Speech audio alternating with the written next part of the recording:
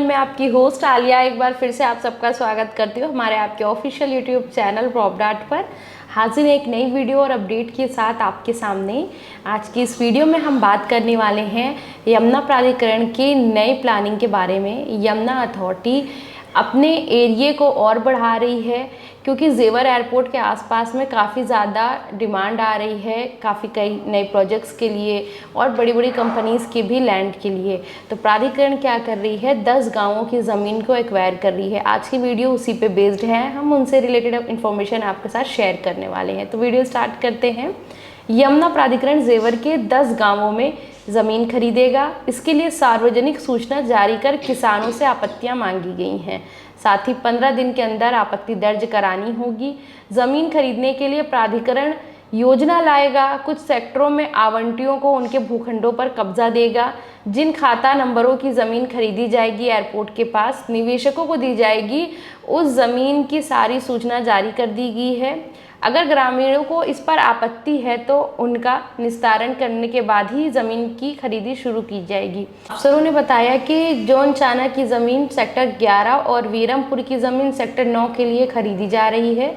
इसी तरह आकलपुर गांव की ज़मीन सेक्टर 5 और मकसूदपुर की सेक्टर 11 के लिए ज़मीन ली जा रही है। बाकी अन्य गांवों की ज़मीन पर भी विभिन्न विकास योजनाएं लाई जाएंगी। साथ ही कई गांवों में ज़मीन खरीदने की प्रक्रिया चल रही है। जेवर में नोएडा अंतर्राष्ट्रीय एयरपोर्ट का निर्माण चल रहा है। इस साल के आखिर तक ये उड़ान शुरू होने की उम्मीद है। इस बीच प्राधिकरण विभिन्न सेक्टरों में निवेशकों को ला रहा है। ऐसे में जिन सेक्टरों में ज़मीन नहीं मिलने से अड़चनें आ रही हैं, वहाँ ज़मीन खरीदी जा रही है। अफसरों ने बताया कि 3,808 रुपये प्रति वर्ग मीटर की दर से ज़मीन खरीदी जाएगी, जो किसानों की आपसी सहमति से ली जाएगी। कई गांवों में ज़मीन खरीदने की प्रक्रिया चल रही है। इस समय फाजिलपुर, थौरा, जौनचाना, वीरमपुर, आकलपुर, भीकनपुर, मकसूदपुर, तकीपुर, बांगर, धनसिया व महमदपुर जादों में ज़मीन खरीदने की प्रक्रिया शुरू हुई है।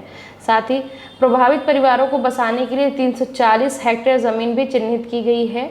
नोएडा एयरपोर्ट के लिए तीसरे और चौथे चरण की ज़मीन अधिग्रहण में प्रभावित 14 गांवों के परिवारों को अलावलपुर, मंगरौली, अहमदपुर, चरौली और नीमका शाहजहांपुर गांवों के पास बसाया जाएगा।